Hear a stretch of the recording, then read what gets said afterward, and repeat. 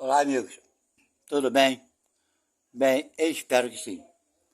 Estamos então aqui de volta para continuarmos com o nosso trabalho da leitura e estudo do Evangelho segundo o Espiritismo.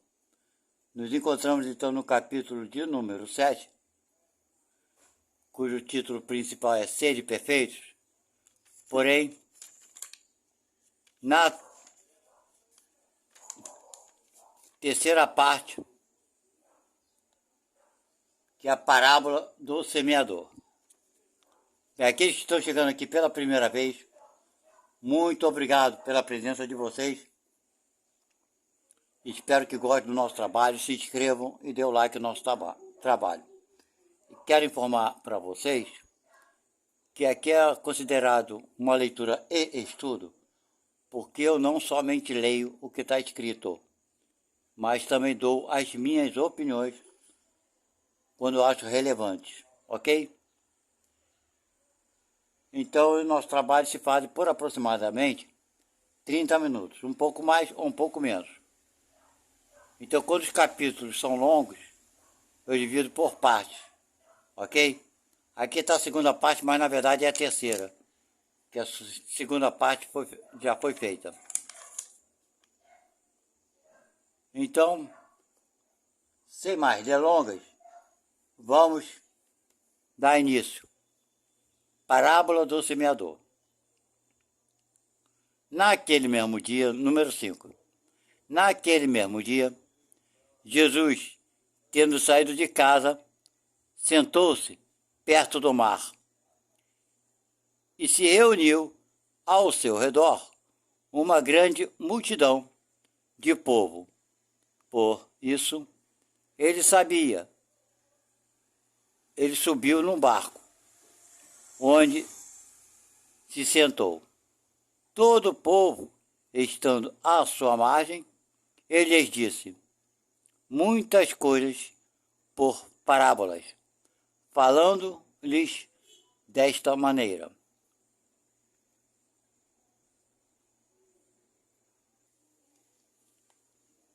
Aquele que semeia saiu a semear. Enquanto semeava, uma parte da semente caiu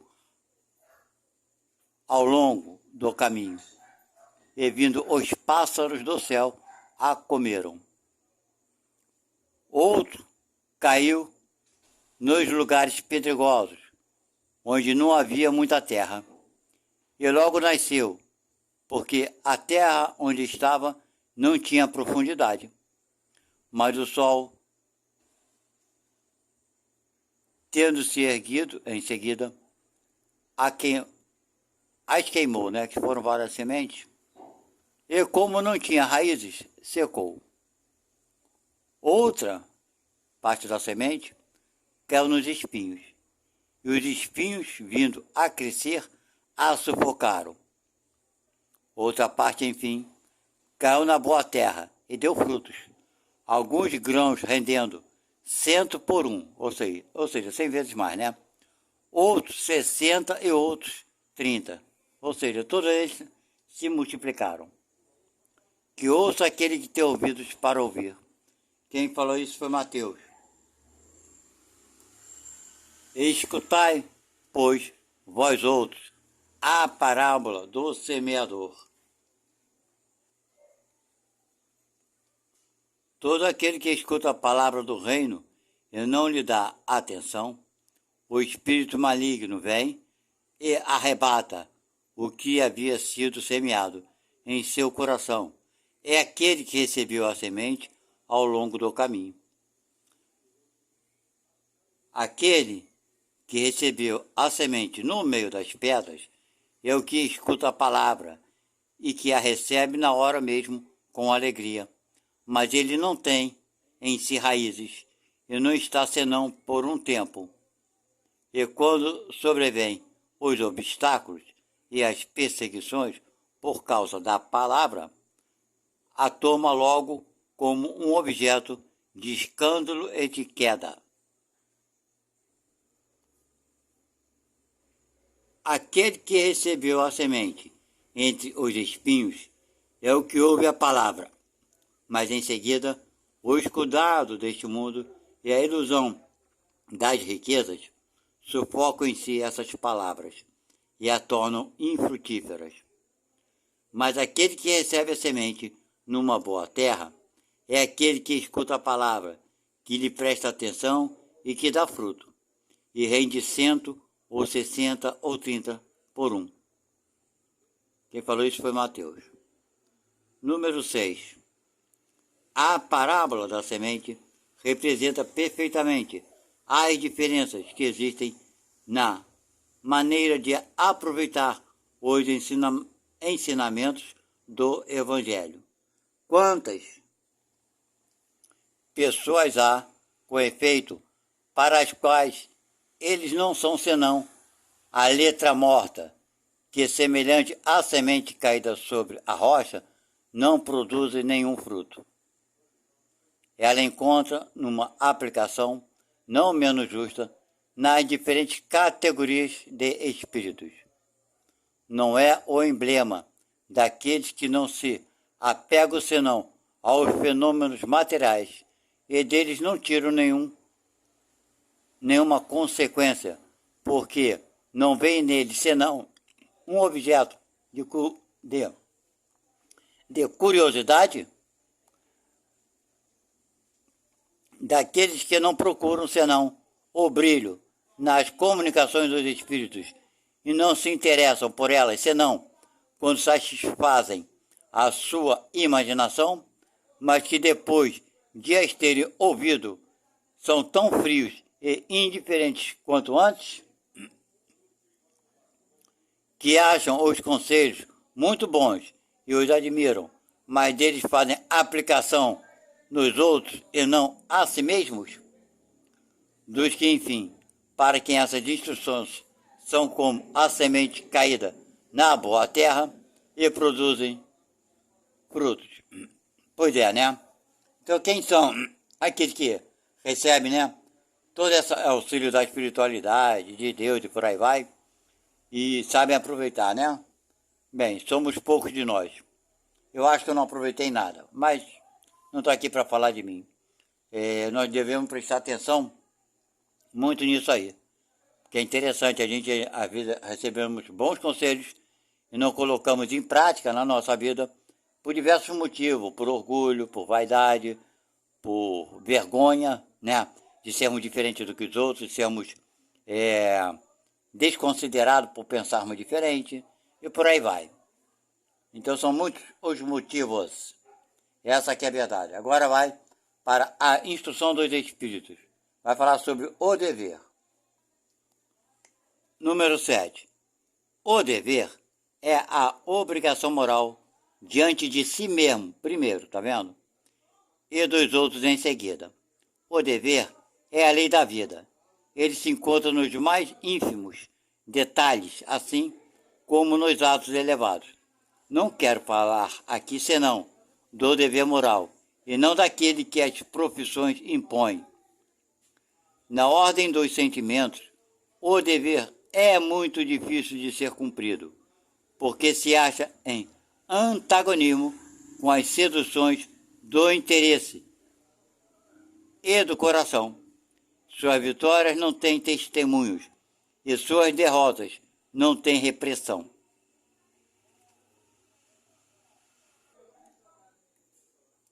O dever íntimo do homem está entregue ao seu livre-arbítrio, o aguilhão da consciência, esse guardião da probidade interior, o adverte e o sustenta, mas permanece frequentemente impotente diante dos sofismas da paixão.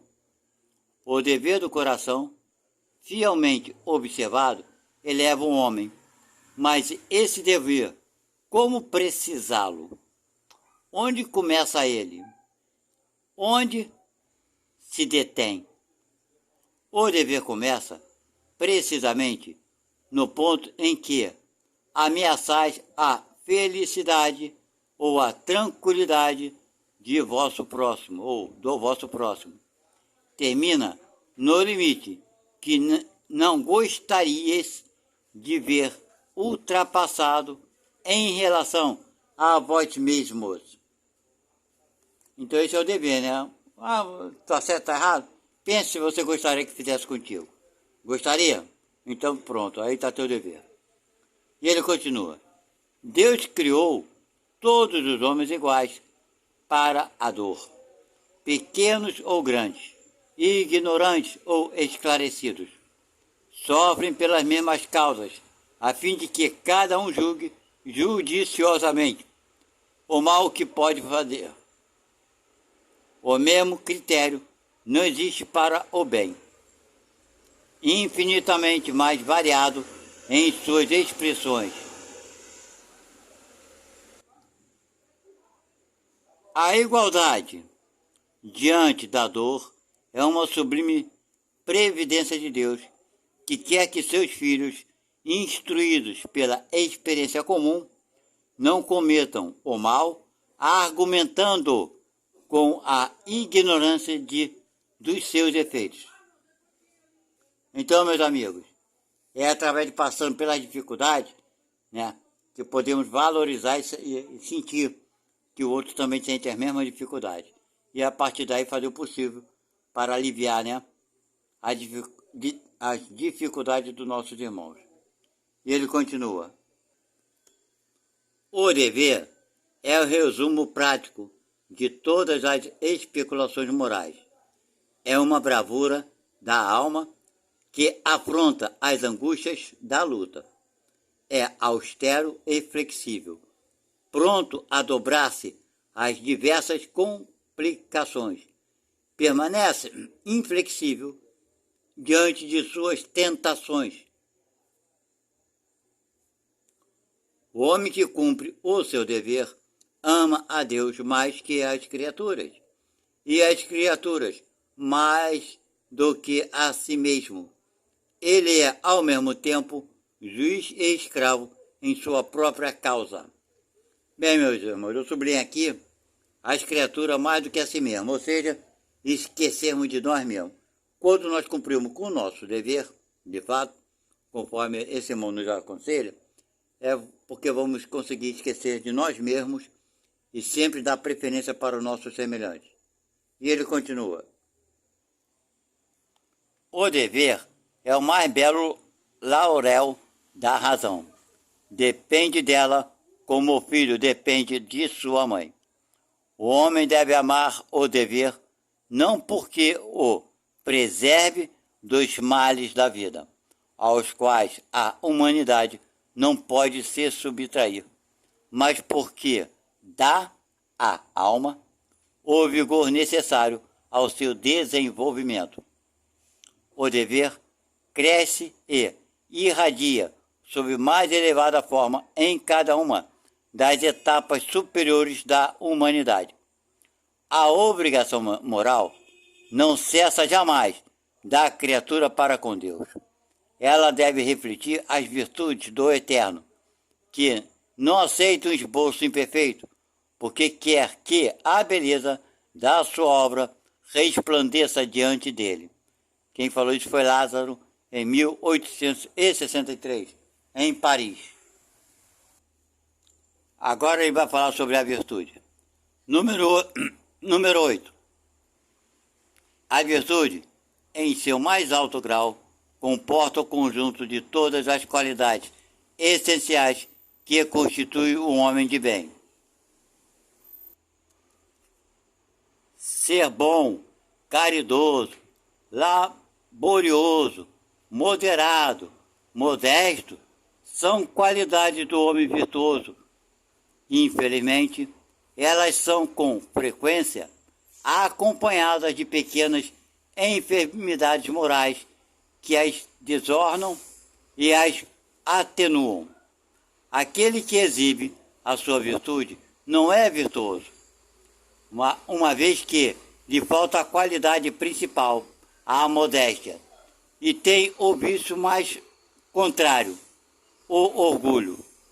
A virtude verdadeiramente digna desse nome não gosta de se exibir, é adivinhada, mas se oculta na obscuridade e foge da admiração das multidões.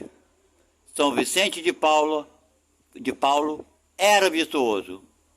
O digno cura d'Ars era virtuoso. E muitos outros, poucos conhecidos do mundo, mais conhecidos de Deus. Todos esses homens de bem ignoravam, eles mesmos, que fossem virtuosos.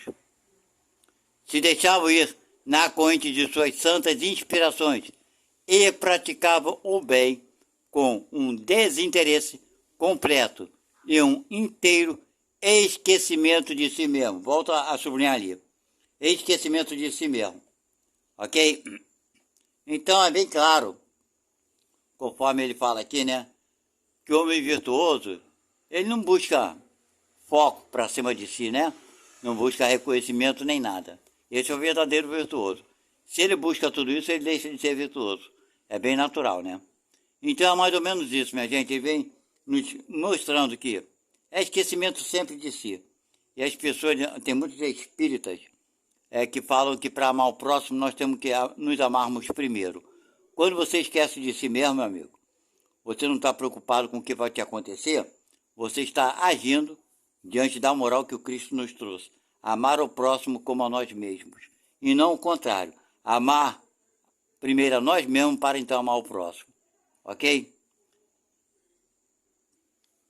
E ele continua dizendo: é a virtude assim compreendida e praticada que eu vos convido, meus filhos. É a essa virtude verdadeiramente cristã e verdadeiramente espírita que eu vos convido a vos consagrar. Mas afastai dos vossos corações o pensamento do orgulho, da vaidade, do amor próprio, que desornam sempre as mais belas qualidades. Não imiteis esse homem que se sufoca como um modelo e glorifica ele mesmo, as próprias qualidades, a todos os ouvidos complacentes. Ou seja, fala para todo mundo quanto ele é bonzinho, né? Essa virtude de ostentação oculta frequentemente uma multidão de pequenas torpezas e odiosas vilezas. Quer dizer, acho que todo mundo tem isso dentro ainda. Precisamos combater, não é verdade?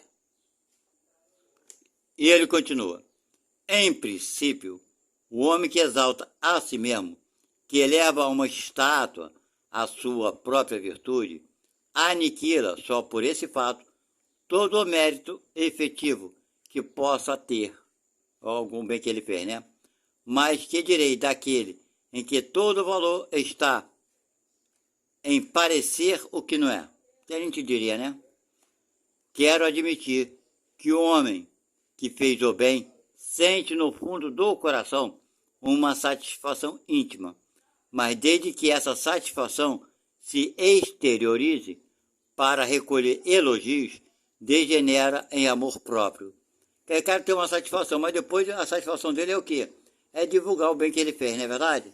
Então, minha gente, não está fazendo mal? Com certeza não, mas ele poderia aproveitar mais, né? Bem, enfim, mas é coisa de cada um. Está aqui ninguém para julgar. Eles só estão nos instruindo qual a fórmula certa de agirmos. E às vezes a gente não pensa nisso, não é verdade? E ele continua: ó, vós todos a quem a fé espírita reaqueceu com seus raios, e que sabeis quanto o homem está longe da perfeição. Está vendo aí? Não vos entregueis a semelhante insensatez. A virtude é uma graça que eu desejo a todos os espíritas sinceros, mas eu lhes direi: mais vale menos virtude com a modéstia do que muitas com o orgulho. Foi pelo orgulho que as humanidades sucessivas se perderam, e é pela humildade que elas um dia deverão redimir-se. Quem falou isso foi François Nicolas Madeleine. Foram três espíritos, parece, François, Nicolas e Madeleine. Foi em Paris em 1863. Agora vai falar os superiores e os inferiores. Número 9. A autoridade, da mesma forma que a fortuna, é uma delegação da qual serão pedidas contas àquele que dela se achava investido. Não creias que ela lhe seja dada para lhe proporcionar o bom prazer de comandar, nem assim como o creem falsamente a maioria dos poderosos da terra, como um direito, uma propriedade. Deus, entretanto, prova-lhes suficientemente que não é nem uma nem outra coisa, uma vez que lhes retira quando isso lhe apraz. Se fosse um privilégio ligado à sua pessoa, ela seria inalienável. Ninguém pode, pois, dizer que uma coisa lhe pertence quando lhe pode ser tirada sem seu consentimento. Deus dá a autoridade a título de missão ou de prova, quando isso lhe convém, e a retira da mesma forma. Todo aquele que é depositário da autoridade, de qualquer extensão que ela seja, desde o Senhor sobre seu servo até o soberano sobre seu povo, não deve ser dissimular que tem encargo de almas. Ele responderá pela boa ou má direção que tiver dado aos seus subordinados, e as faltas que estes poderão cometer, os vícios a que serão arrastados em consequência dessa direção ou de maus exemplos, recairão sobre ele, enquanto que recolherá os frutos de sua solicitude para conduzi-los ao bem. Todo homem tem na terra uma missão pequena ou grande, qualquer que ela seja, é sempre dada para o bem. É, pois, nela falir, falseá-la em seu princípio. Bem, meus amigos, nós estamos vendo aqui que a gente critica muito, né, os governantes, né, os patrões, os empresários e por aí vai. Bem, cada um tem sua missão e a sua responsabilidade. A missão de um presidente da República ou de um governante, seja o que for, é sempre muito grande, de responsabilidade muito grande. Ele vai responder por tudo, como ele fala aqui, né? Se ele deu maus exemplos, ele vai responder por tudo aquilo que ele desencaminhou esses espíritos, que era exatamente para ele ajudar, né, a se elevarem.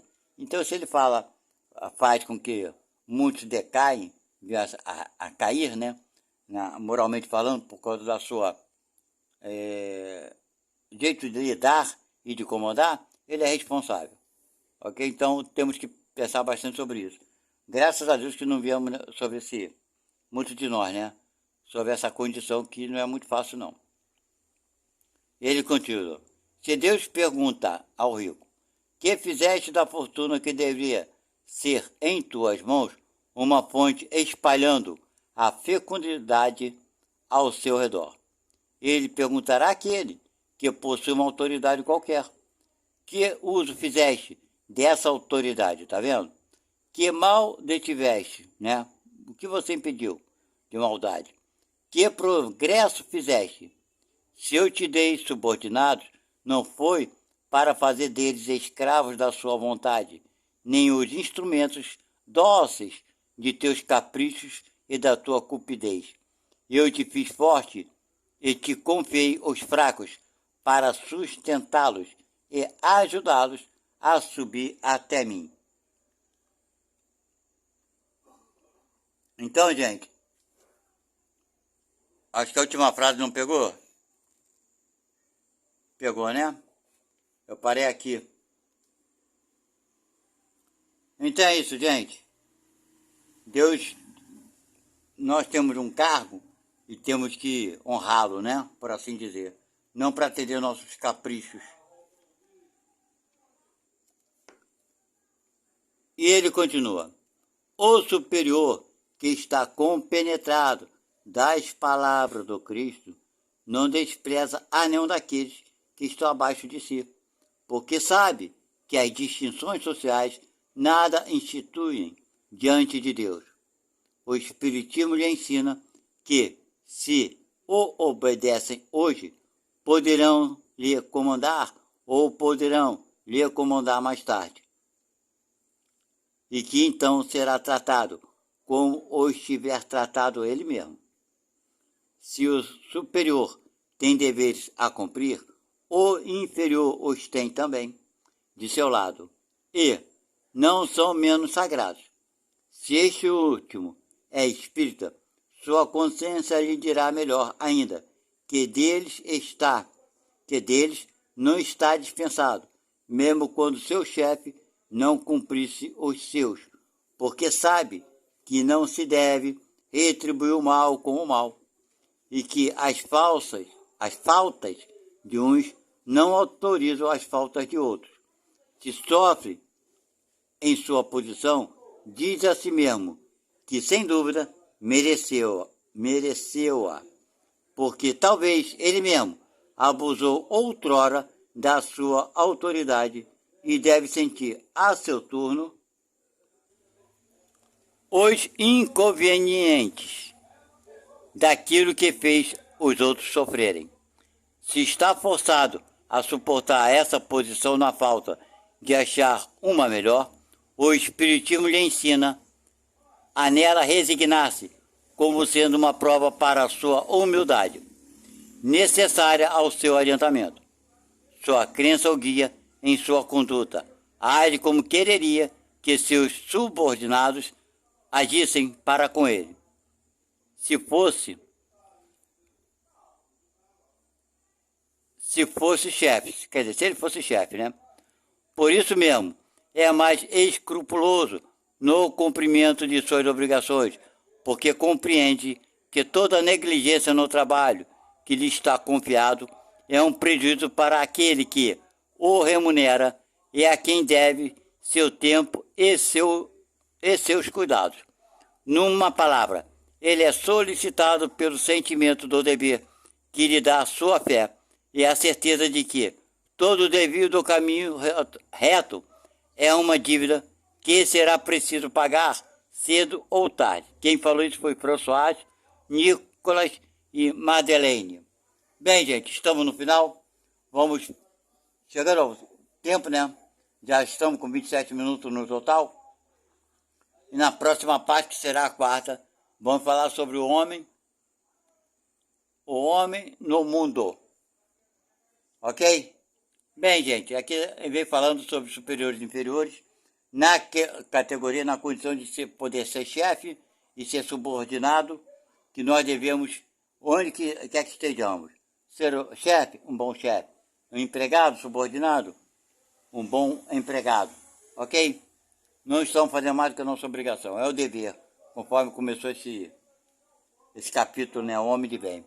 É o nosso dever, ok? Se você não tiver trabalho, não tiver satisfeito na empresa ou no trabalho que você está executando, e você não tem outra saída, porque você tem contas e deveres a cumprir com a família, e pereré, parará, casado, com filho, coisa e tal, se esforce, lute para mudar de emprego para um melhor, faça curso, se dedique, tudo é esforço, nada vem de graça, ok?